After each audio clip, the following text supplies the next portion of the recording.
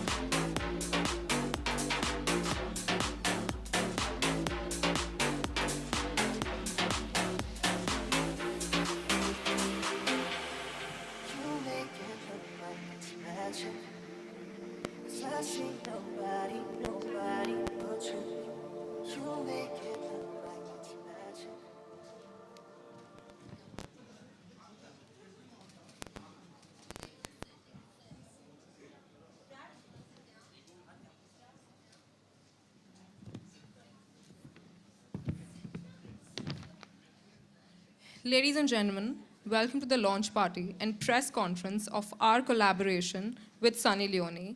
Hi, my name is Chandni Sethia and I'm going to be your hostess today. On behalf of Folk Media family, I would like to extend a very, very warm welcome to each one of you. We at FMG are really excited to have all of you here with us right now. A little about Folk Media Group. Folk Media started off as one of India's first native platform that solved for scale, efficiency, and transparency, and over the last 5 years has evolved to being the fourth largest media tech entity in the country. While we began as a really small unit of 5, we grew to the size of 100 members in 3 years, and over 300 members in 5 years.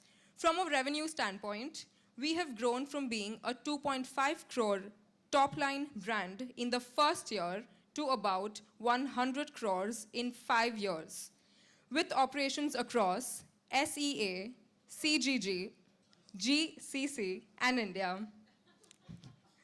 Now a little about Hauterfly. Hauterfly is a millennial women's guide to fashion, beauty, fitness, and relationships, unapologetic and proud. Hauterfly is taking a stand on all things relevant and trending, from opinions to options. Hauterfly is the place.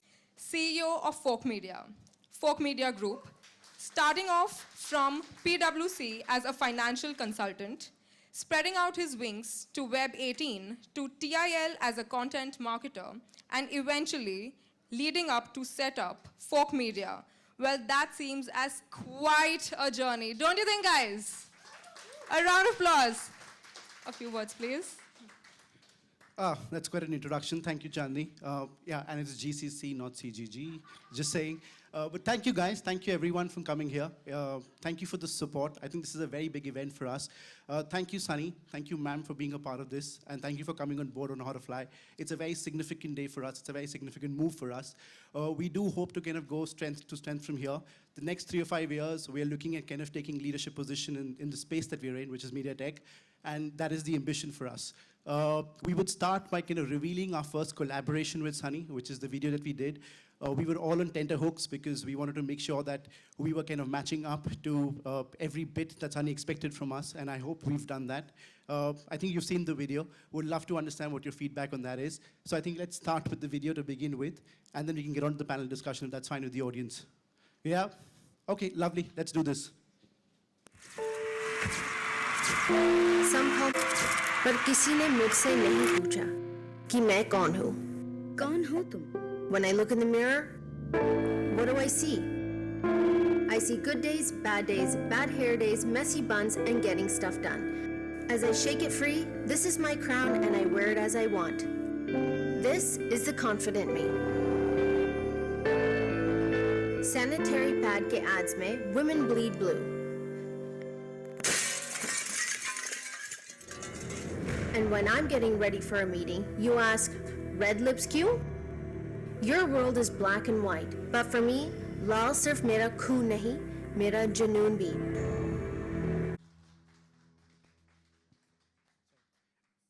Guys, can you have a big round of applause for this one? I think it's a fabulous effort on Sunny's part. Thank you. Yeah. Sorry, I'm going to be referring to my notes. Don't go by that prolific introduction that she did. I'm a bit slow on this one. So I'm going to start by just calling the panel on stage. I'll start with the star, of course. Yeah. Thank you. I needed that. We'll start with Sunny first. Actress, superstar in every right, philanthropist, and more importantly, inspiration to millions of women who look up to you for having led your life with utmost dignity and respect, ma'am. Can we please have you on the stage? Can we have a big round of applause for Sunny, please?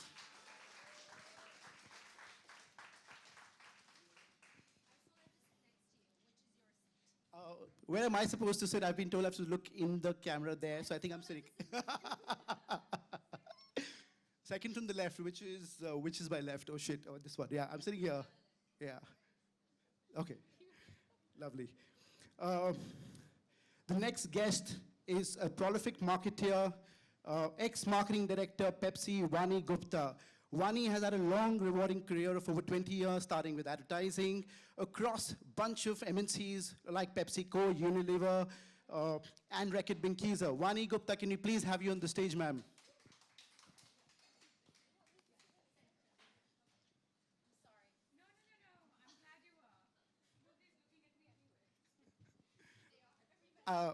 I definitely will, I promise you that. I'll make up for all the paparazzi there. Okay, the next guest in the panel is somebody from one of my favorite brands in terms of content marketing. It's Bacardi. Eshita Jaiswal. Eshita Jaiswal is the digital head for Bacardi across India and Southeast Asia and leads digital strategy, social media, content marketing for iconic brands like Bacardi, Breezer, Grey Goose, Bombay Sapphire, Devars, William Lawson's. Ma'am, can you do a barter, please? Is that possible? Eshita Jaiswal, can you please have her on the stage, guys? A big round of applause. The next and the last guest that we have is somebody from Reckitt Benckiser, Bhavna Mittal. Bhavna Mittal is the head of media, digital, and communication with a career span of more than 20 years. She's been associated with various reputed brands and campaigns. Bhavna is the regional head of media and digital for R&B. Guys, can we have a big round of applause for the panel, please? Who needs a mic? I have one. You have one. Wow. I have to admit I'm a bit nervous here in the company of these absolutely esteemed women here. Pardon me, I'm a nervous wreck right now. But I'm going to start by kind of opening the floor here with a very simple question that I've had in my mind. You know, when I was looking at the profiles of all four of you, the first question that hit me was that, is glass ceiling really a myth? Because look at the four of you. You've kind of shattered every notion of glass ceiling in your respective careers. Does it really exist across the industry, across professions, across careers? Because if it really did, would the four of you really be where you are today? Or is it really something that exists and we've had to kind of fight hard to battle the glass ceiling that really exists there? So I mean, it's an open question for the floor. Okay, let me take a stab at it. I think it definitely does exist. It's not a myth. It is very, very true. And it's not just the big understanding of what is the glass ceiling. It's also the many different small ways in which women find themselves disadvantaged or discriminated against. And I think it's a constant struggle, especially when there are very few women at the top, you know, and especially where there are very few women breaking stereotypes. And Sunny's smiling at me because she has such a powerful story of her own. But for a lot of us in the corporates, I can tell you, because there are such few women at the top, you're constantly battling stereotypes. You're constantly battling the notion that you yourself are alone. So a lot of times, actually, it's a battle with yourself, because you have to keep telling yourself that even though mine is the only voice, I must make it heard for the sake of the many women who might hopefully someday come to where I am.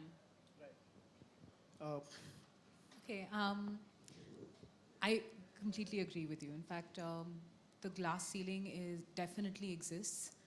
I know there are a lot more women today that are breaking through and shattering through and sort of provide that inspiration for other younger women out there. And not just in the field of corporates, I feel across the board. Like you look at an initiative like Girls Who Code. It's a global initiative, and it was primarily done because somebody on a US campaign trail discovered that there aren't enough women in computer sciences. And coding and technology is the way of the future, as we all know with folk media and the kind of solutions you guys are doing. But that doesn't seem to be the case. And that's why a lot of initiatives now are being taken up. I fear implementation is a challenge, and that's something that needs to be large scale. And in India, the interpretation of glass ceiling is very different, right? So a glass ceiling for somebody else might be my everyday. So I work in an alcohol industry, right? But I have colleagues who are female who have to have like clearly take a stand to say, yes, with their in-laws, for instance, to say, yes, I can work in an alcohol industry and it's not a vice, it's a lifestyle, right? And that for me, I could take it as, okay, this is my norm. But for somebody else, it's completely different. Just a story, for instance, of a colleague of mine is transitioning from being a male to a female in the office. And just for something as small as which washroom should I use, right? For me, that's such a normal thing. But for somebody else, that's their glass ceiling. So it's so different for each strata, each kind of person. And it definitely does exist in India for sure. There are steps that are being taken, but I feel platforms like this are super important to build that even further. sure. Okay, so just really to the point, Eshta and Vani, and I would love to hear your comments on it, Sunny, because you come from a slightly different industry than the three of us are here. But Samar, just to ask you a question, how difficult did you find us to get us three here in the first place? Because if you knew that you had to get a mix of guys and girls, it would have been far easier. But getting three women on top here and be like sidelined here, it would have been a bit of a difficult task. No, I completely agree. And I'll tell you this, that I've also seen a lot of progress in the last 2 years. The number of women that I'm seeing in the management teams, and I can tell you that my company, which is Fork, is a living example of that. And I look around in the office and I find so many more women that are kind of completely shattering this notion of glass ceiling, Yeah. and are coming out in management positions and are kind of completely kind of, breaking any level of preconceived notions that you've had around women leadership. But I think, that's happening in the new age companies. If you go back to slightly more traditional companies like the ones which Vani and I come from, there you will still not find women really breaking through. So there, I know that after a point in time, there is somewhere where beyond this, either I move out or I decide to do what I am and be happy with it. So, I mean, just actually coming to straight to the elephant in the room, but that's what it is. Because you know that there is a boys club there is this alpha male club which is there, and you, even if you are better than them, you might be as good as them, but you have to have a far more daunting approach to take on the world, and that's where the strength in numbers comes in, which Vani mentioned, because there would be one or two women, the boards, I mean, the Indian company laws say that you need to have one women director. One women director is too less because she's sidelined. She's not going to go into the smoking room and where all the decisions are made. True. So it exists, and it is a fact which we all battle every single day. Sure. Sunny, do you want to comment on this? The glass ceiling. I call them the glass ceiling or a wall or a bumper. I think that every single person in business goes through this. In my experience, I've hit a lot of those walls, a lot of those bumps, a lot of those ceilings. But I do have an amazing team around me, which I give credit to. But I also think that those glass ceilings and those barriers and those barricades and bumpers are actually a tool to learn something. I am not in the corporate world, so I don't know what that feels like. But I do run my own world, and I do know the difficulties that I face, that my team faces, that we face on a daily, or that we face on, maybe it's every 6 months. Something insane comes our way, and it's horrible. The amount of press that subject gets, or things that happen. And all I have to say is that I've grown from those. And there's no one that can stop me. There's no one that can completely barricade me and put me in a cage and tell me no. That's how I see it. And the more someone tells me no, the more someone puts up those barricades, the more I fight. But that's my personality, and I know that there's a lot of women out there that feel like maybe they're alone, or maybe that they can't do it. And something that I learned a really long time ago was, if you're not gonna ask, then you're not gonna get it. If you're not gonna say, I want this, then it's never gonna come to you. If you don't voice what you want, then you're never gonna get there. Maybe it's more difficult, trying to get into that room where decisions are made, but, until you start saying it over and over again, maybe not your situation, but maybe somebody else's, that as a woman, you have to voice what you want. And then you say, I want this, how am I gonna get there? And if you're gonna put a barrier up, how do I get around that barrier? Because I know I'm better than you. I know I work harder than you. And I know my trade or craft, anything better than you do, whether you're a male or a female. So it's also, I think, a personal journey, like you had mentioned. Yeah, I think that's beautifully said. Really, Sunny, that's really beautifully said. It speaks a lot of the kind of power and resilience that you have inside of you.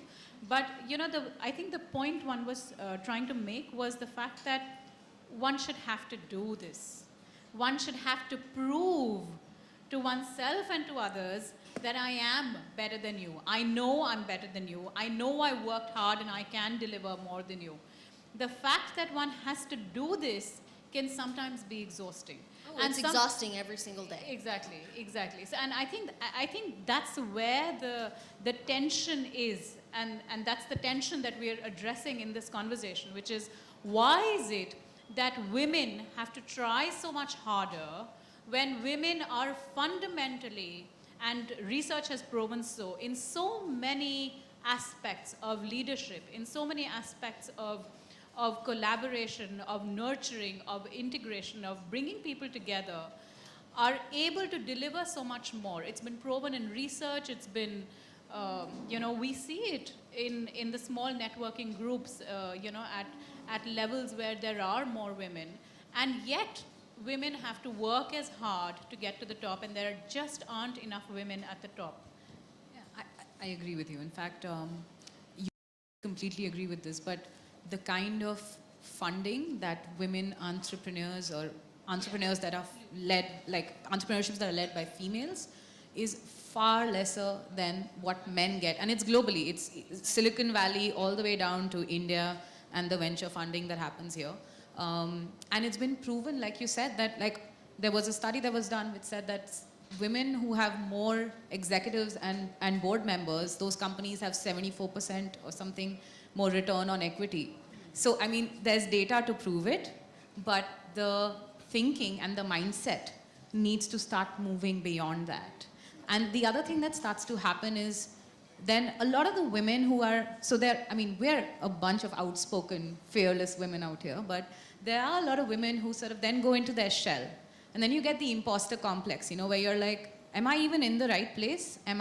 There's a lot of self-doubt, there's a lot of self-esteem challenges where when you're alone in the boardroom or you're alone in a big group full of men, where you really wouldn't necessarily want to speak out, and you just want to sort of settle in and belong rather than make a name or have your point of view out there. But then maybe she's not supposed to be there. I agree with a lot of things that you say, but then I have this feeling that if I feel so insecure and if I feel so in my shell, then maybe I should grow a pair and speak up, because a lot of people don't do that. And I think when you're speaking or anybody here is speaking, it's because we have figured out how to speak out. And that woman that's sitting in that boardroom and going, oh, I'm so scared to speak, or I have this issue, let me tell you, in my household all the time. These women who work around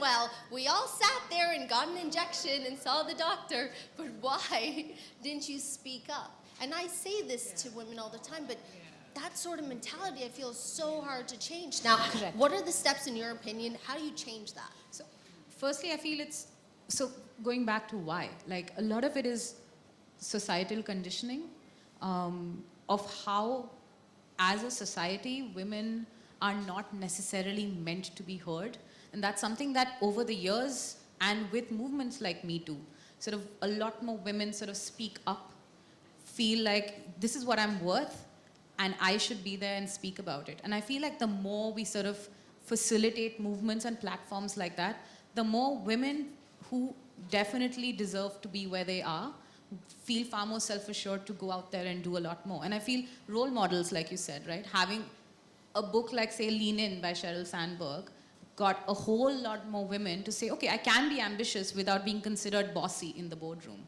And a lot of it is, I feel, very, very strong conditioning. Like, I think we're fortunate to be from families which are fairly liberal about these things. But to fight that, you do need strength. And it either comes from a sisterhood or a team that supports you the whole way through. Sure. So if a sorry. woman, Can so, I just so if add a a woman little- is stuck yes. in a room and it's just her and 5 men, does she not feel that validation of sitting there? Or does she still feel scared? What does she do to grow out of that? You're absolutely right, Sunny. Actually, the thing is, this is not something that plagues women alone. This is actually personality types. Because what you're talking about is the ability to have, the ability to speak up. It's about having the confidence of knowing that if I have a point of view, I must put it out there. You know, there's doctors in the room, you didn't speak up for 30 minutes, for God's sake, when the doctor was there, why didn't you speak? Oh, I was feeling very shy, I didn't know how to talk about this, what would he think about blah?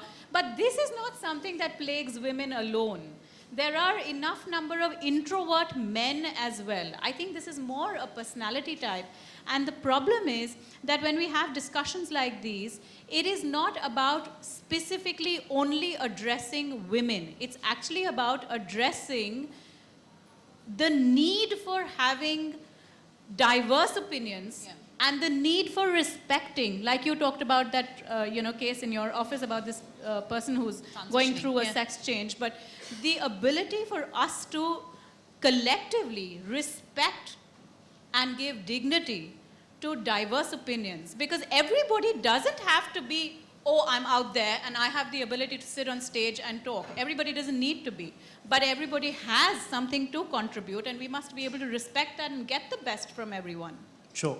I know I said I was nervous, and thanks for kind of taking the stage completely, which is lovely. I have a question, because I've been thinking about this, and I look at women from varied walks of life, and I do feel the intensity of discrimination kind of differs basis the field that you choose. You spoke about new age companies, you spoke about modern day work environments. Do you feel that the field that you choose also defines the intensity of the discrimination? Like, for example, in the movies, where it is so widespread, and we've had a movement where the women have come out and they've spoken so extensively about the kind of discrimination that they've faced. Do you really feel that there are modern day environments that are basically far more conducive to merit-driven ecosystems, where discrimination is not really as prevalent as you would find in traditional environments? So, okay, I was just doing some reading up on this, and there is, like, traditional women kind of fields, like nursing and all. That's where they say that the men take the glass elevator, and women still get stuck with the glass ceiling. So even in the traditional, like, even if it's like cooking, like chefs, you'll see more chefs who are male in a traditional so-called female domain. You'll know far more Michelin-level chefs who are guys than who are women. So I think it's a society thing, it's a mindset thing. It is also that because of various reasons, women start dropping off at the middle level. So just very few of us reach really to the top level, and coupled with the fact that there are few of us at the top, and sometimes they say that a woman is a woman's worst enemy. So, touching upon a very raw nerve here. But there are times when, people really try to play the politics between women, and, just somewhere doesn't add up. Sure. So I really don't think it's to do with domain. Again, another statistic which I saw, I mean, not really numbers here, but glass ceiling also exists for minorities. So if you look at Asians in, let's say, US, but even the men there will do better than the women. So women white is okay, men non-white is okay, women non-white is like somewhere down there, right? So it just doesn't add up. So you have to work yourself far harder, far stronger, come to the point that say, okay, look at me, I have delivered, guys, please, I've worked hard enough, I deserve this. I mean, one of my very old bosses, like I remember at a time, he said, oh, I know you've been doing very well, but you're a woman, you're a single girl who stays with a mom. That guy's got 2 daughters, let me give him better increment. And on my face, and that time, I mean, I'm talking about like about 10, 15 years ago, HR practices were not so developed, you were not so aware. So in today's day and age, I would have taken him to task in front of the HR team and said that, what's happening? But at that point in time, you were not aware. You were like, okay, maybe there's, I shouldn't ask for something, So things happen, and it's just conditioning. I think we've just kind of gotten into that. Do you have a perspective in that? I think the narrative's changed a little bit. The conversations that we've driven are far more significant. And then there is a filter down effect that happens, right? So as much as it's a glass ceiling, it's also a class ceiling. Like, that's wordplay, I love it. But that's essentially what it is, right? So when you have, and we were talking about this earlier, on folk media, for instance, you have an equitable split of genders. And possibly different kinds of backgrounds, whether it's education, whether it's different parts of the country. My team in Bacardi, if you look at marketing, 75% women. But the moment you go into sales, and the moment you go into the smaller towns of sales, that thing gets skewed. And one of the things that we can do as a concentrated effort, apart from platforms, initiatives, having conversations like this, is also to make sure that at the very entry level, when we're recruiting, at the very base level for sales, we make sure that that's equitable. Rather than saying, I'm going to have a mandated percentage of women that have to be at the top level, it needs to start from the bottom. And honestly, like you said, it's about not just raising your women to be smarter, more assertive, but to raise your men to be more sensitive, right? To be more empathetic. And that's where I feel like the challenge is not just a female problem. It's a humanity problem. And as long as you agree and you want to be respectful to humans and their points of view, you'll pretty much learn something from it. That's an interesting point you make there about, how to kind of raise our men in the society, because there is a very clear discrimination when you have male ambition versus female ambition. And success clearly does not come without ambition. Now, we've seen that male ambition typically gets celebrated with much fanfare. You're referred to as the alpha male. We were just talking about Yeah, I'm sure. I was actually kind of quietly listening to your conversation there, and I picked it up. Way to go, getting your notes right. No, but genuinely, I've seen this. I mean, my wife is also a founder of a content startup, and I've seen this where I won't lie that I had a slight issue dealing with it when she began. And I started thinking to myself, saying that, am I being a chauvinist here? Because it's so deeply rooted into our psyche, right? And it's true, and I won't deny it. I have no qualms in denying it, that it's very deeply rooted in the Indian psyche, Indian male psyche, where the man is referred to as the alpha male, right? You're spoken of as the aggressive guy, the smart guy, the hot, sexy guy who's really ambitious. The moment the female ambition is laid out on the table, the prefixes become negative. They're nasty, insulting at some point. So does that deter women from putting out their ambition or laying out the ambition on the table in a very bare fashion, just as a man would do it? Because you may fear being judged for that, judged at home, judged at work, because that is really what kind of happens at our workplaces. Yeah, I think over here I'd like to take on Sunny's narrative and the point that she's been trying to make over here. I don't think there is any option but to be able to put yourself out there and to be able to say that I am able to do this better than anyone else. There is no better way to do it than to be able to get comfortable with self-promotion. Men are very, very comfortable with that. Besides, men are raised to believe that there is nothing that you can't do. There's nothing you can't achieve. There's no field, that you can't make a mark in. But women are, I don't know whether we're taught to be, I wasn't taught to be, but why do women naturally have a tendency to have a lot of self-doubt? Women generally tend to be it's not just accommodating. Also, I look at myself. I always approach everything with, I think I need to learn some more. I'm not so sure if I know it absolutely well. I might actually be the most capable person in the room, and I'm still... Like, share and subscribe to TV Next Bollywood.